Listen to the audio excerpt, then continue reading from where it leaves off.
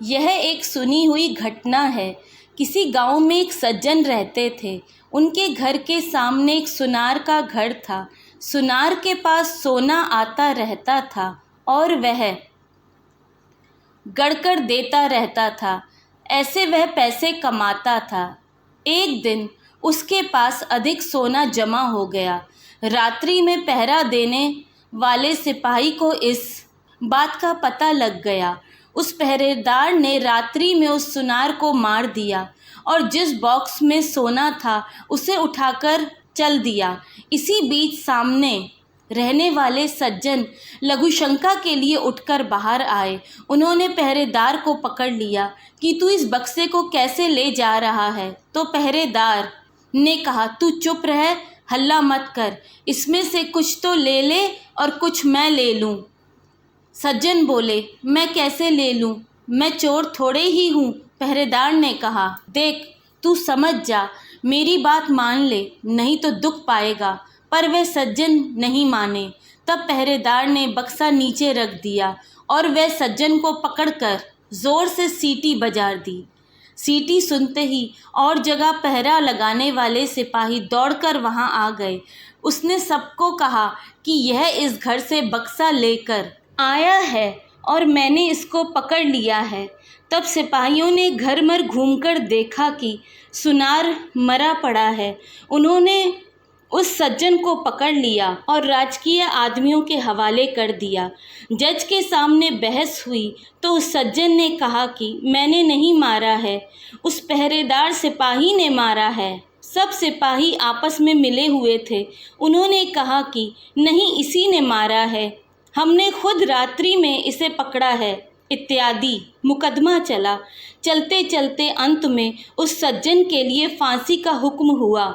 फांसी का हुक्म होते ही उस सज्जन के मुख से निकला, देखो सरासर अन्याय हो रहा है, भगवान के दरबार में कोई न्याय नहीं, मैंने मारा नहीं, मुझे दंड हो और जिसने मारा है वह बेदाग छूट जाए, जुर्माना भी नहीं, यह अन्याय है। जज पर उसके वचनों का असर पड़ा कि वास्तव में यह सच्चा बोल रहा है, इसकी किसी तरह से जांच होनी चाहिए।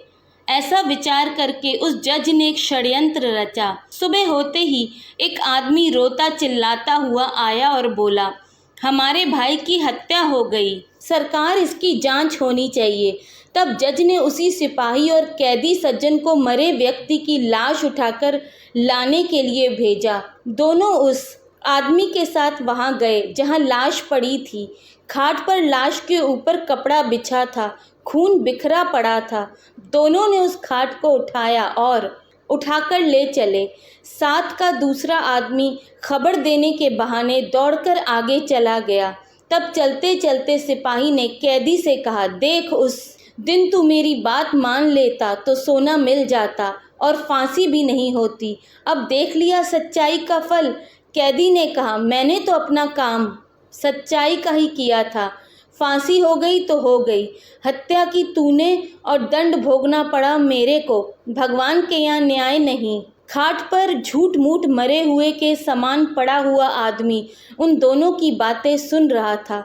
जब जज के सामने खाट रखी गई तो खून भरे कपड़े को हटाकर वह उठ खड़ा हुआ और उसने सारी बात जज को बता दी कि रास्ते में सिपाही यह बोला और कैदी यह बोला। यह सुनकर जज को बड़ा आश्चर्य हुआ।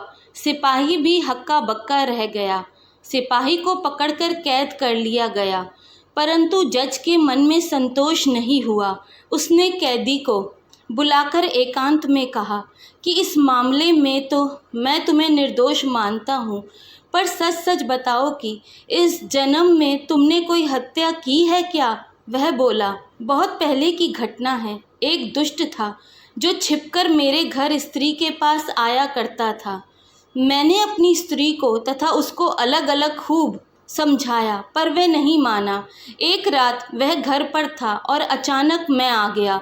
मेरे को गुस्सा आया हुआ था। मैंने तलवार से उसका गला काट दिया और घर के पीछे जो नदी है उसमें फेंक दिया। इस घटना का किसी को पता नहीं लगा। यह सुनकर जज बोला, तुम्हारे को इस समय फांसी होगी ही। मैंने सोचा कि मैंने किसी से घूस रिश्वत नहीं खाई, कभी बेईमानी नहीं की, फिर मेरे हाथ से इसके लिए फांसी का हुक्म लिखा कैसे गया। अब संतोष हुआ, उसी पाप का फल तुम्हें यह भोगना पड़ेगा। सिपाही को अलग फांसी होगी। उस सज्जन ने चोर सिपाही को पकड़कर अपने कर्तव्य का पालन किया था। फिर उसको जो दंड मिला है वह उसके कर्तव्य पालन का फल नहीं है। प्रत्युत उसने बहुत पहले जो हत्या की थी उस हत्या का फल है। कारण कि मनुष्य को अपनी रक्षा करने का अधिकार है, मारने का अधिकार नहीं। मारने का अधिकार रक्षक क्षत्रिय का, राजा का है। अतः कर्तव्य का पालन करने के कारण उस पाप हत्या का फल उसको यहीं मिल गया और परलोक के भयंकर दंड से उसका छुटकारा हो गया।